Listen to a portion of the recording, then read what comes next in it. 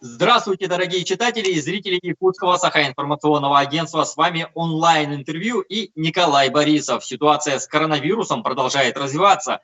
В Якутии проведено более 300 тысяч тестов. Многие люди уже переболели этой болезнью. Недавно вице-премьер республики Ольга Балабкина призвала жителей побольше рассказывать о том, что они пережили. Мы подхватили идею и решили узнать у тех, кто переболел, что они испытывали, и из первых уст узнать, как это происходит. Сегодня у нас в гостях Александр Подголов, председатель Ассоциации подросток русской общины, депутат Илтумен 4-го созыва и экс-министр молодежи. Александр Григорьевич, здравствуйте.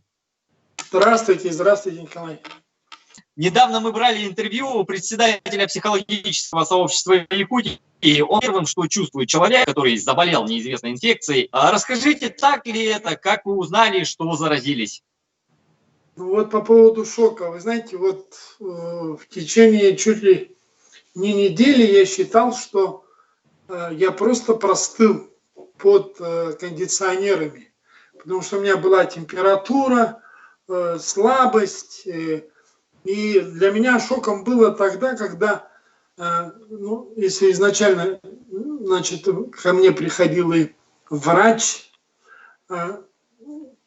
участковый, и приезжала скорая помощь, и потом меня повезли на КТ, компьютерная томография, да? И вдруг, когда я оттуда уже вышел, прямо в машине, меня везли домой, девушка, медсестра говорит: мы вас кладем в больницу. И вот тут для меня был сразу же шок, потому что на самом деле я понял, что, скорее всего, что это ковид, потому что вдруг бац, или позвонили, или еще кто-то сказал. Вот, но на самом деле вот то ощущение, конечно, оно очень... Я такого не испытывал. Вот, когда я сейчас анализирую, вспоминаю, на самом деле, понимаете, слабость. И, вы знаете, вот чуть какое-то движение, пару движений сделаешь, и начинаешь задыхаться. Вот у тебя не хватает дыхания, понимаете, такое впечатление, что ты вагон угля разгрузил, а на самом деле ты вообще сделал 3-4 движения, но ты уже дышишь.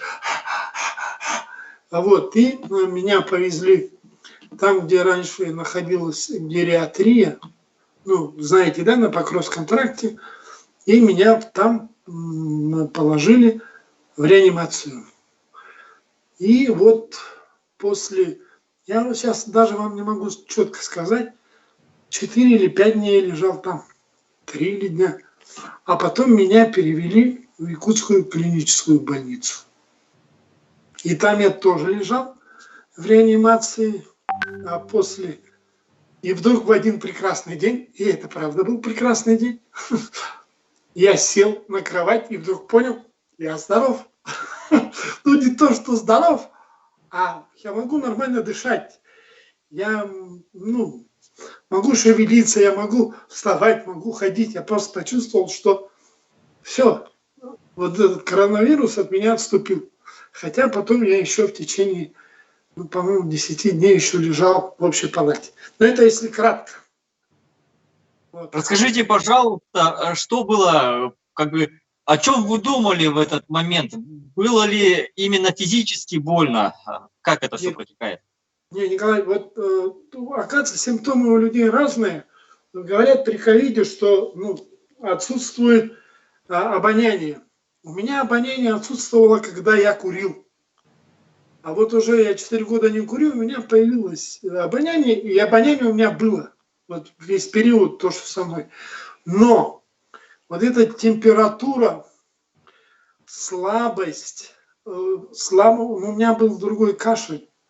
Там у людей гораздо другой кашель. У меня был, но очень небольшой. Вот это чувство беспомощности. Вы понимаете?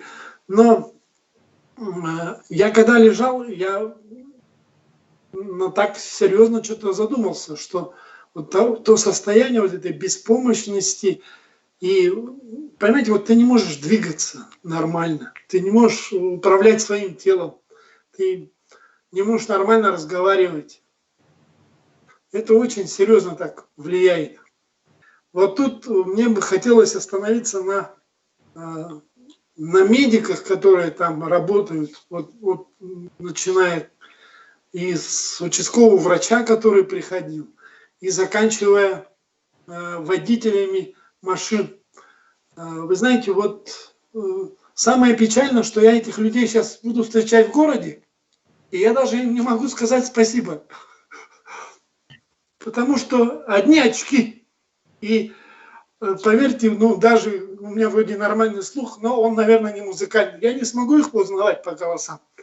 Я могу сразу сказать, что это вот без пафоса. На самом деле, ту работу, которую делают эти люди, это на самом деле герои. Вот поверьте, у нас поведение у лежащих там, ну, далеко не примерное.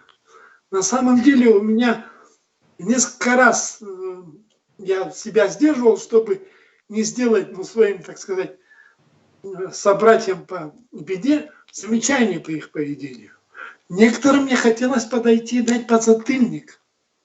Представляете? А эти девочки маленькие, я очень много, когда мне разрешили ходить, и я ходил по коридору, там девочки, они все чуть ли не через одну, все ниже моего плеча. Все маленькие, миниатюрненькие девочки. Я понимал даже по возрасту, ну, по голосу, что они разновозрастные, да? И даже как они разговаривают. Но вот за это все время я не услышал от них ни одного грубого слова. Хотя на самом деле, наверное, многие пациенты этого заслуживали своим поведением. Вот поверьте, вот, ну, я просто не хочу приводить примеров. И поэтому они у меня вызывают только восхищение. И поверьте, вот я ходил, например, мне разрешали ходить в шортах и футболке. А они целый день в этих маск-халатах. Поэтому еще раз, и как они поддерживают психологически врачей. Вот если тут к психологу вернуться, я не знаю, кто из врачей говорил. Одна мне врач стоит и говорит: Подголов, вы же боец. Вы столько прошли. Вы победите. Я не знаю. Наверное, это как-то меня поддержало. Я говорила: давайте делайте то, что вам говорят. Вот там, например, надо 16 часов из 24 лежать на животе. И вот я минимум 16 часов я лежал. Да, было неудобно, но лежал. Другая врач пришла и говорит: миленький, помогите нам. Вот совсем уже другим тембром, совсем другой интонацией. Помогите. Мы же делаем, так и вы что-то делаете, помогите. Вот так вот врачи обращались. А другой, например, ну, медбрат, я не знаю, там делятся санитары, медбратья. Когда он лежал на спине, ну, я ему задал вопросы, там, уже мне чуть лучше было. Ну, как бы я в реанимации, и он мне сделал массаж на спине. Вот он меня постукал там, ну, не больно, а вот именно так, как надо. И я ему сразу могу сказать, я опять же, вот после этого, то ли это его отношение к себе, то ли это правда имело какое-то физическое воздействие, я задышал. Вот, ну так. Александр Григорьевич, такой вопрос. Вот помимо мотивации и понимания работы и сложности врачей, вот о чем вы думали, какие вот мысли проносились во время самого тяжелого, может быть, периода? Ой, ну, вы знаете, вот я сейчас очень серьезно думаю, вот еще, спасибо, Николай, что вы пригласили, вот еще тут будет круглый стол. Вы знаете, у меня вот тут такой называемый ковид-диссиденты появились, которые считают, что этой болезни нету. Вы знаете, вот это какая-то детская болезнь. Вот я не болею и этого нет, или со мной этого никогда не случится, потому что я вот такой, там, какой, я не знаю. Меня это просто маленько начинает, как говорят подростки, подбесивать. Понимаете, мне хочется сказать этому человеку: вот что ты несешь? Ты понимаешь, тебе что, трудно руки мыть? Тебе что, трудно в маске ходить? Тебе что, обязательно надо тереться о своего соседа? Ты что, не можешь 1,5 метра от него постоять? Тебе, правда, вот так вот необходимо идти в какой-то магазин, там ресторан? Тебе говорят же, болезнь, она и правда болезнь, это не придумывают. Но, к сожалению, даже среди моих близких есть вот эти ковид-диссиденты. На самом деле, если это будет продолжаться, то я, наверное, буду одним из ярых борцов с этим движением антиковид, которые ковид-диссиденты. На самом деле, хотя бы тот факт, вот даже наша встреча, Николай, да, если она даже хотя бы одного человека заставит задуматься, я думаю, что мы не зря с вами поговорили. Отлично.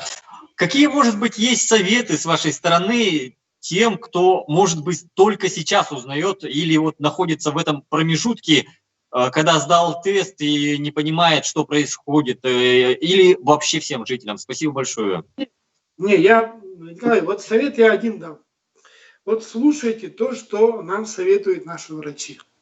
Вот не смотрите всякие дурацкие вот эти ролики, которые закидывают о том, что это не так, что этого нету, или там предлагают свое какое-то лечение. Вот вы знаете, мне столько пришло предложение о лечении, что я подумал, что это уже кто-то на этом делает деньги. Поэтому не надо, есть нормальные сайты, есть очень хорошо работают наши сайты по ковиду, наши больницы, все. Посмотрите и следуйте тем советам, тем предписаниям, которые дают наши врачи. Вот правда, ходите в масках. Я ходил в маске, правда. Я ходил в перчатках.